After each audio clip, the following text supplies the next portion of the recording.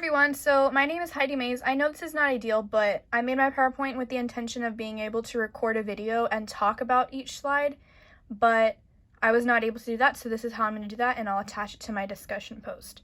So, Margaret Fuller was a well-known author in the 19th century. She wrote The Great Lawsuit, which was her major piece during the abolition movement.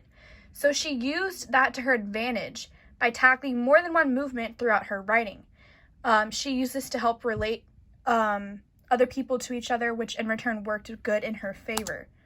The Great Lawsuit was originally written in 1843. She argued for women's equality, but also the abolishment of slavery. These worked together coherently, and it was really good. She used her persuasion skills to help women and African Americans relate to each other.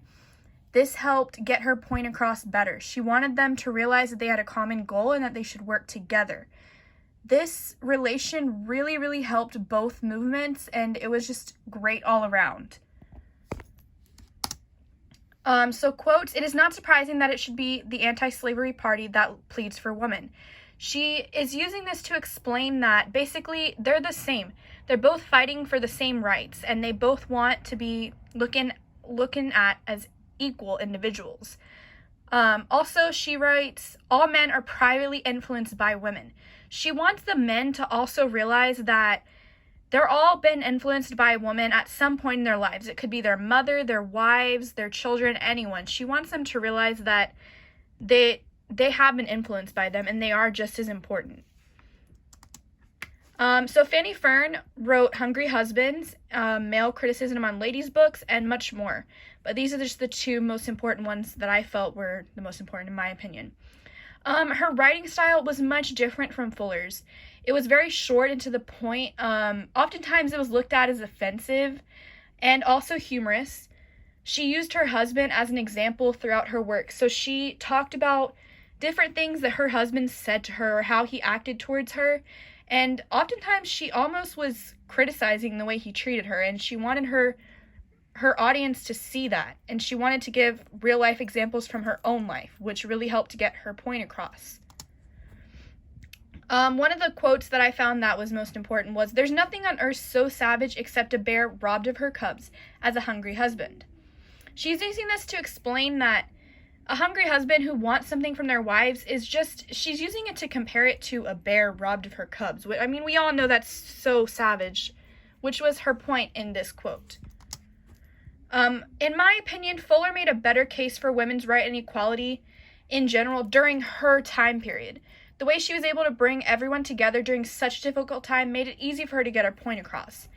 Now, I'm not saying that Fern didn't make a good point, because she did, but I just felt reading both pieces of work that hers was more better in this case in her time period. I do feel that Fern would have made a better case during our time period because her points were short but meaningful. You know, in our time period, teenagers and even adults like to read things and they get bored throughout. So Fuller's writing was super long. I mean, as you saw, we had to read I don't even know how many pages, maybe 15 or 20 pages to read the whole thing, and it was a lot. So that's why I think Fern would have made a better case in our time period today. As far as social media, I do believe Fanny Fern would be more successful on social media. Just like I talked about right now, she had really short points, humor, and good examples from herself. So when we post on social media, we don't post big paragraphs with our pictures that talk about problems. A lot of times we address issues within our society, but we do this in very short points, which is how Fanny Fern did her writing. In my opinion, she would do very well on Twitter since everyone uses it to throw shade. In our society, so many people use Twitter in a way to throw shade at people indirectly or even directly. And a lot of times it's short and to the point, and I really think that she would do super well on Twitter and everyone would understand her point and they would retweet it and everyone would get access to her opinion, and I think she would just do super well on this. And there's my works cited. Thank you guys for watching.